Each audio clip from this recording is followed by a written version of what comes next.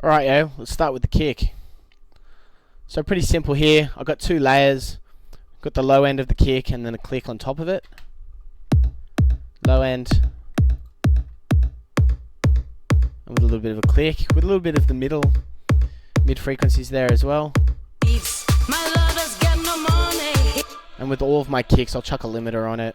You can see here, you want it just clipping the top of the waveform here. You're looking for about 1 to 3 dBs gain reduction on that.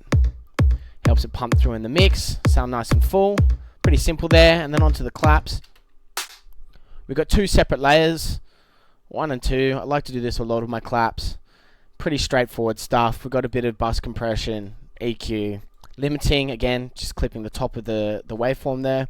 And then this cool plugin called Sound Delay. It's by Voxengo. It's free. And what it does is I set it to dual mono.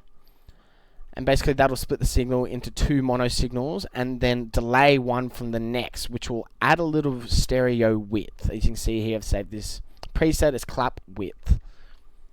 It's really cool, free. I recommend getting it. And then onto the snares. Again, just a limiter on it. Pretty simple stuff. We've got the snare roll here leading up to the drop, and then I've chopped out parts of the snare roll to add as fills after the drop, which will just give a bit of energy to the transitions here. All together. Nah. Simple stuff. Alright.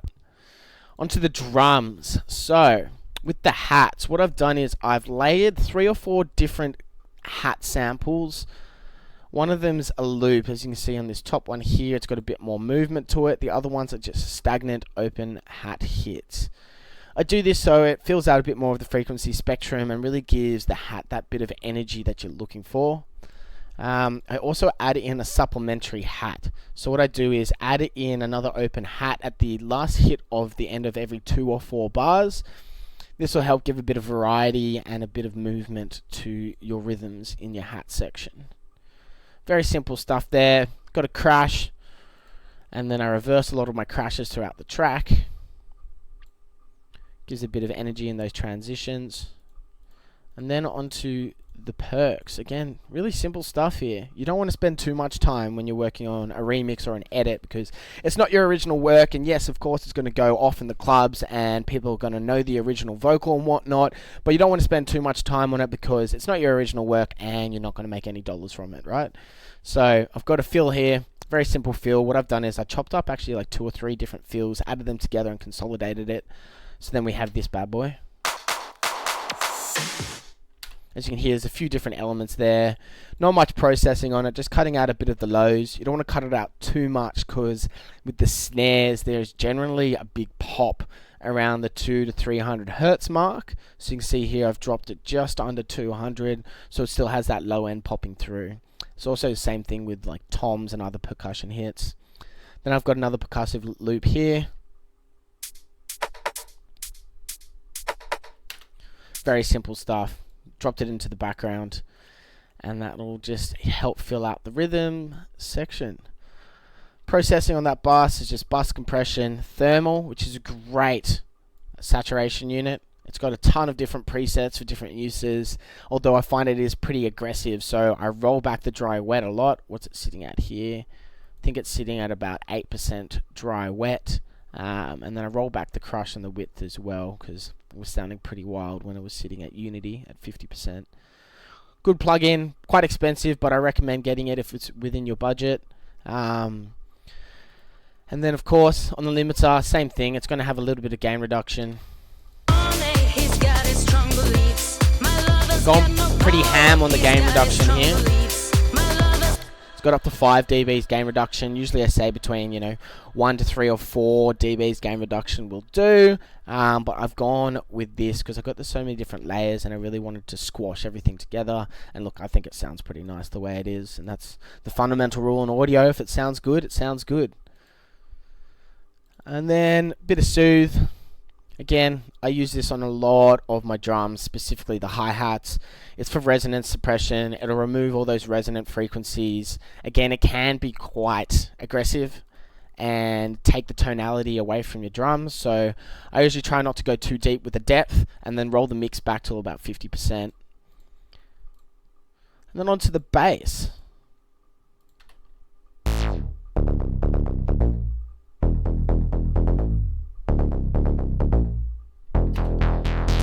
So with the bass, to get this bass line, I actually went online and downloaded a whole bunch of different MIDI which has been written for free from Desire.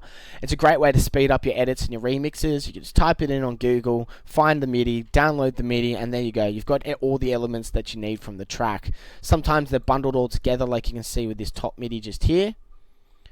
And it's got a lot going on, but then you can go through, remove it, find the right key, and use the notes differently. So I think I've used these notes for things like the synths and the leads, for the bass line, for the pads, and also when I've been adding in my extra keys section as well. For the processing, I've done a fair bit on this one actually. Put it in mono, or the bass mono on the 200 Hz. Bit of EQ, high pass to roll it out in sections like the breakdown. You want to remove around underneath 120 to 150 Hz. I've got this plug-in for ozone, which is nice. It just tightens up the bass a bit. I've got the pop punch, and there's another good preset called, which one is it? Tighter low end, which I use in a lot of my tracks. And again, limiting, just catching the peaks. Kickstart is for your sidechain. Very simple sidechain plugin and very cheap, so I highly recommend using that. Oh, Live is not responding. There you go. She's alive. And then onto the synths. Again, use the MIDI rolls from below here, and it's dropped in these synths. So all of these synths are kind of following the main melody, the bass melody, and everything about Free From Desire. I've got this LFO here. Very simple stuff, not much processing on it. Just a patch here. I feel like I played around with the LFO a bit just to get the movement sounding right. This is good to add onto your cutoff or different sections like the level to help give you that bit of movement. And you can also automate this part, which then you can give extra movement to it, which I find is good for keeping your tracks interesting. I've got a brass stab here, not too much done to this one. I've taken out a bit of the resonant frequencies using Soothe, bit of EQ there. But one thing that I have done is also just adding a bit of movement to the synth here. I've automated the attack, so you can hear at the start that these two notes are stabby and very like punctuated and sharp, whilst towards the end of this bar, they open up a bit and it sounds like it gives it a bit of wob. Again, just for keeping the track interesting. And then onto another stab here, deep dark one. Not too much interesting going on there. I think I played around with the ADSR, the attack, decay, sustain, release, just to get it fit in with the track nicely. And then lay it on top, the OJ signature sound, the siren. Fuck, that sounds good. So what I've done with this one is to keep it a bit interesting is I've automated here with this line the detune. So at the start, it's not as detuned, and then opens up a bit more towards the end of the bar. Not much else going on here. Got the side chain and a bit of processing on your send and returns. I think it's just got a bit of reverb and then a bit of saturation here, which I would generally use black box on all of my tracks. It sounds really nice, especially for your deep, dark and dirty sounds.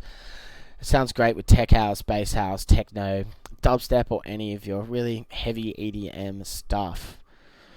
I think that's mostly it for the synths. What I've done here is I've chopped out the original track because I couldn't actually find a similar sound, or I had the MIDI for it but I couldn't find a similar sound. So I chopped this out of the original waveform of the original track.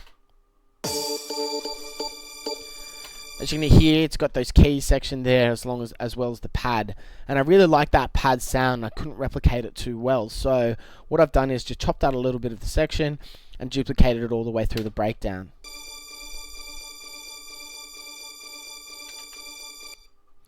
And because my group's got a bit of the side chain on it, you can hear it ducking in and out there as well. On the group, again, bit of bus compression, EQ, limiting, Sidechain, and then Endless Smile. Endless Smile's a GOAT plugin. Oh, I didn't do the keys. So the keys, I used the MIDI roll, which I downloaded online. Remade the keys. I've got 2 separate layers here. So I've got the Grandeur, which is a contact plugin, really nice sounding, warm. And then I've got the Grand Piano, the stock Ableton piano, and I've laid that and dropped them in together. With the processing, I've just got the utility on there for a bit of gain automation, so not too much going on with the utility. But I like to use the imager to maximize the stereo spread and stop the keys coming straight down the middle, which clutters up the mix and clashes with other things that may be going on in the middle of the mix. The image is great. I use the Ozone one, and then I usually do this with all of my keys as well, is using the exciter and pump up those high frequencies and the mid frequencies there as well.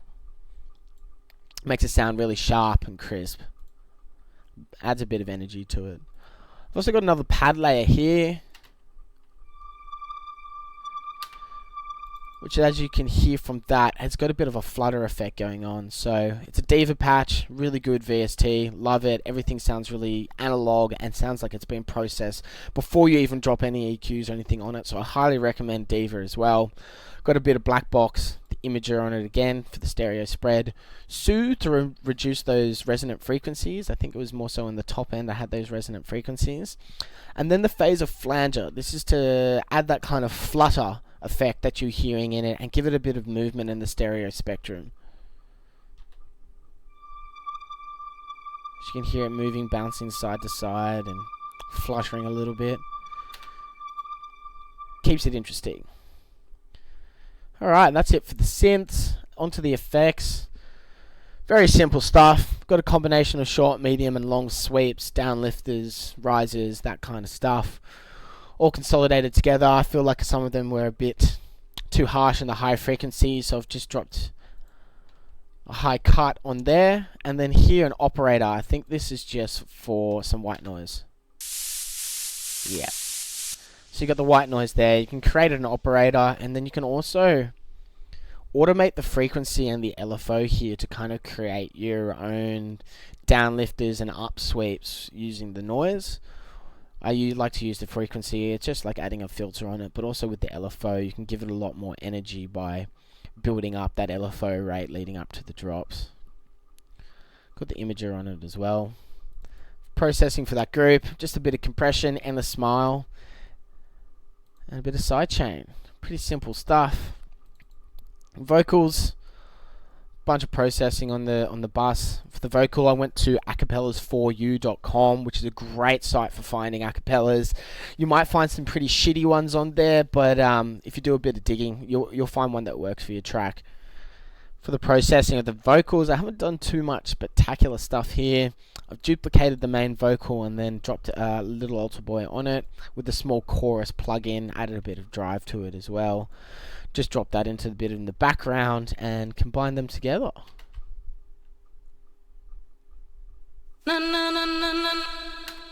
One interesting thing that I've done here, which is a really cool technique, I like to use it on fills, I like to use it on synths, and I like to use it on vocals. So the Endless Smile will automate delay, reverb, and a bit of filter. As you see here, I draw it up to the drop. It gives it that rising or building feeling. But another thing you can do with it is keep a bit of a tail on it, so you can hear at the end of this vocal it's rising up a bit, and then it's got a reverb tail which delays over the next bar.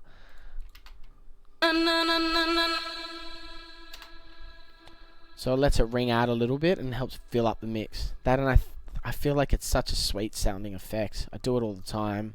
I recommend having a play around with that just to give it that professional edge. Another thing I've done with the vocals here is a simple chop, put it into the background, filtered it out.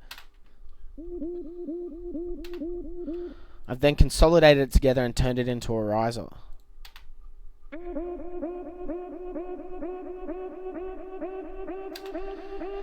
And I felt it was clashing with the rest of the vocals a little bit. So what I've done to separate it in the mix is added a bit of auto pan.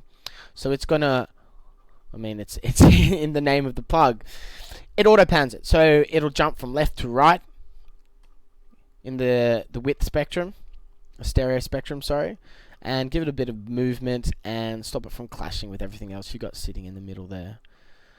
And I think that's about it for all the processing here. Let's have a listen to it all together.